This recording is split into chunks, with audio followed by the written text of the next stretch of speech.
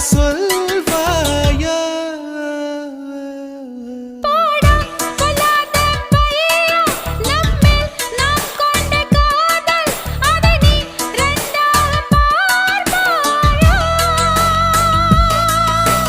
சுடிதார் அணிந்து வந்த சொர்க்கமே, என் மீது காதல் வந்தது எப்போது என்று கொஞ்சம் நீ சொல்வாயா?